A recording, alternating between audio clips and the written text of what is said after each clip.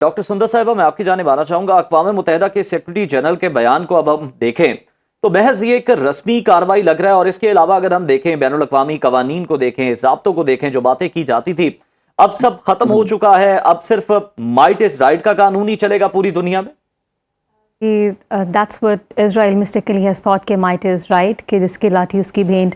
اسرائیل نے سمجھا تھا ایران کو شاید وہ غزہ کی طرح سے ان ٹھوس اور زبردستی کے ساتھ اگر اس پہ اٹیک کرے گا تو ایران خدا نخواستہ غزہ بن جائے گا. ایران عراق اور غزہ یا وینزویلا بالکل بھی نہیں ہے. ایران ہے، اور ایران ایک بہت ہی جس طرح سے بہت ہی ووکل، بہت ہی اسٹرانگ قسم کے بیانات آیت اللہ خامنہ ای صاحب کی جانب سے ان کی زندگی میں بھی آتے رہے، لیکن اس کے بعد سے ابھی جو ایگریشن ایرانی عوام میں پایا جاتا ہے، اگر وہ اپنی طبعی موت مرتے، یعنی کہ he was already 86 of age, اگر وہ طبعی موت مرتے تو مطلب ایک سوگ تو پھر بھی 40 دن کا ہوتا، لیکن غم و غصہ نہ پایا جاتا. تو اب یہ ہوا ہے کہ ایرانی عوام کے اندر جو غم و غصہ ہمیشہ کے لیے بیٹھ گیا ہے کہ ان کے سپریم لیڈر کو جس طرح سے شہید کیا گیا ہے، تو ان کی شہادت جو ہے وہ غم و غصے کے ساتھ ساتھ ایک پوری مطلب ایک ڈپلومیٹک گراؤنڈز پہ اگر آپ دیکھیں تو ہمیشہ کے لیے ایران کے ساتھ اپنے سفارتی تعلقات، امریکہ نے بھی جو ہے، اسرائیل نے اور بہت سارے محرکات جو ان کے ساتھ کار فرما تھے، انہوں نے ہمیشہ کے لیے بند کر دیا اس ڈپلومیسی کے دروازے. تو ایک بہت بڑی غلطی ہے، اور جو خام خیالی تھی امریکہ کی، ڈونلڈ ٹرمپ کی، کہ شاید وہ عوام ان کے حق میں اور اپنی اب گورنمنٹ کے خلاف سڑکوں پہ لکھیں گے. It's opposite now. ٹرمپ کے خلاف وائٹ ہاؤس میں ہم نے دیکھا کتنی بڑی تعداد میں لوگ نکلے ہیں ٹرمپ انتظامیہ کے خلاف، جبکہ آیت اللہ خامنہ ای کی شہادت سے پہلے بھی جو ہے ایرانین گورنمنٹ کے حق میں ہی لوگ سڑکوں پر نکلے تھے. سو یہ ایک جو لیڈرشپ ہوتی ہے ایران میں، جو کہ یہ ریلیجسلی بہت انکلائنڈ اور بہت ہی مرجڈ ہوتی ہے، تو یہ صرف ایک انسان کے چلے جانے سے وہ پوری لیگیسی نہیں چلی جاتی ہے. یہ ایک انسٹیٹیوشن ہے جو کہ وہ ایرانی لیڈرشپ لے کر چلتی ہے. تو ایرانی leadership is the whole of a legacy, جو کہ اب آنے والی گورنمنٹ بھی جو ہے، چاہے وہ پرماننٹ ہو، انٹرم گورنمنٹ ہو، وہ اس لیگیسی کو لے کر چلے گی. سندر صاحبہ، آپ سے میں یہ جاننا چاہوں گا کہ چین کا بھی ابھی اگر ہم دیکھیں تو بیان آیا ہے تازہ ترین، اور چین نے بھی اس تمام تر معاملے کی مذمت کی ہے. آپ کو لگتا ہے کہ چین جو ہے وہ کوئی عملی طور پر قدم اٹھا سکتا ہے ایران کی مدد کرنے کے لیے، ایران کو سپورٹ کرنے کے لیے؟ We are actually waiting for Chinese involvement in this issue, because China کے ووکل ہونے کے بعد ہی ہمیں یہ صورتحال کسی طرف بیٹھتی نظر آتی ہے. ادروائز جب تک چائنا بیچ میں انٹرفیئر نہیں کرتا ہے، کیونکہ آپ دیکھیں کہ چائنا اور ایران کیا، چائنا کی پوری مڈل ایسٹرن کنٹریز کے ساتھ گزشتہ کچھ سالوں میں ہم نے دیکھا کہ 2025 میں جو اسٹریٹجک پارٹنرشپ ایگریمنٹ جو تھا چائنا ایران کے مابین ہونے جا رہا تھا، مطلب اس پہ بات ہوئی ہے. اور چائنا نے سعودی عرب کے چائنیز پریزیڈنٹ شی جن پنگ نے وزٹ کیا سعودی عرب for the diplomatic and strategic partnership. پھر اگر ہم دیکھیں 2016 میں چائنا اور عمان کے مابین جو ہے $110 بلین کا ایک ایگریمنٹ جو تھا وہ سائن ہوا تھا for the industrial city oil refinery کے لیے. تو چائنیز جو ہیں وہ پورے مڈل ایسٹرن کنٹریز میں اور ایران میں ان کی جو مداخلت ہے وہ آہستہ آہستہ کافی زیادہ اسٹرانگ ہوتی گئی in terms of trade, in terms of strategic, in terms of diplomatic ties and agreements. اور اگر آپ دیکھیں کہ ابھی ریسنٹلی ایران کے ساتھ جو کہا جاتا ہے جو ٹیکنالوجی ہے وہ بیک اینڈ پہ رشیا اور چائنا کھڑا تھا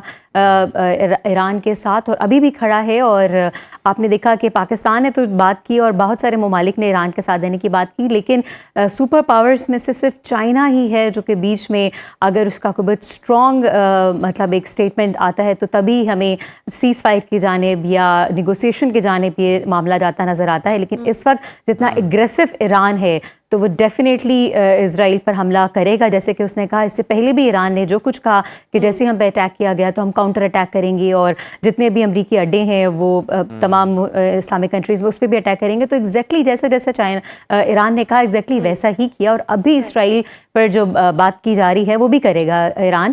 لیکن ابھی آپ دیکھیں کہ صرف چائنا ہی ہے جو کہ بیچ میں انٹرفیئر کر کے جو ہے اس چیز کو روک سکتا ہے. امریکہ میں سروے ہوا 41 لوگوں نے 41% لوگوں نے کہا کہ جنگ نہیں ہونی چاہیے، وار نہیں ہونی چاہیے. 35% لوگوں نے کہا کہ ہاں جی حملہ ہونا چاہیے.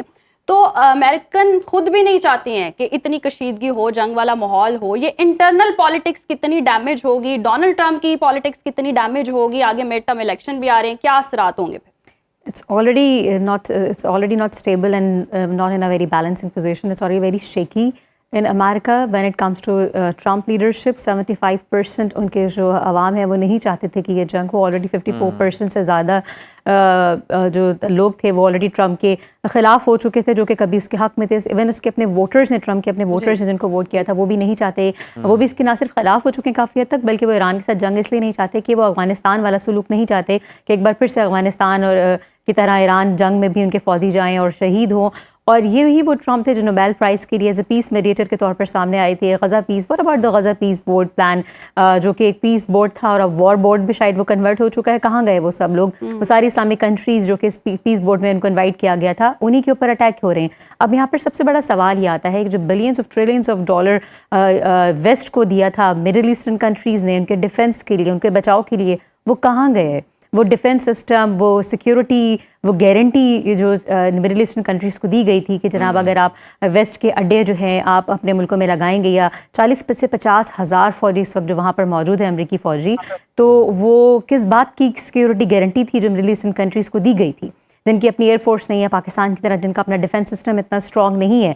उनके पास या तो पैसा है या तो ऑयल रिच कंट्रीज़ हैं, but they are not as strong in terms of defence as Pakistan है. तो उनको जो सिक्योरिटी की गारंटी वेस्ट की तरफ से दी गई थी, वो कहाँ गई गारंटी? तो अब ये लम्हा फ़िक्रिया है. डॉक्टर साहब, अब आपकी जानिब में आना चाहूँगा. कुवैत और कतर की अगर हम बात करें तो उनका हक़ दिफा का दावा बात करना, क्या ये आलमी बरादरी को ईरान के खिलाफ एक बड़े इत्तेहाद में शामिल करने की आप समझती हैं कि एक सिफारती चाल है?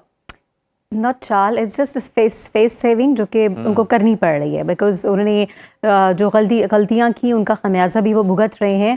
अब उनको अपनी फेस सेविंग के लिए, थोड़ा सा अपना भरम रखने के लिए इस तरह के बयानात तो सफारती सतह पर देने पड़ने ही थे और उन्होंने दिए, लेकिन इट डजंट मीन कि वो कार्रवाई करने का इख्तियार या कार्रवाई करने की सकत रखते हैं. ठीक है, आप खाली पैसों की बुनियाद पर जंग नहीं लड़ सकते. जंग लड़ने के लिए आपको टेक्नोलॉजी, आपको मैन पावर, आपके पास वो सारी आर्म फोर्सेस का होना ज़रूरी है. सो जो मतलब उन्होंने वेस्ट को सपोर्ट किया, अपनी सरजमीन इस्तेमाल होने दी वेस्ट के हाथों में अगेंस्ट अदर मुस्लिम कंट्रीज़, वो इस वक्त उसका खमियाजा भुगत रहे हैं और उसमें कोई दो राय नहीं है. लेकिन उनको फेस सेविंग के लिए, अपना भरम रखने के लिए, उनके वज़ीर ख़ारजा हों या उनकी फ़ॉरेन पॉलिसी की कहीं ना कहीं से इस तरह के बयानात आ रहे हैं.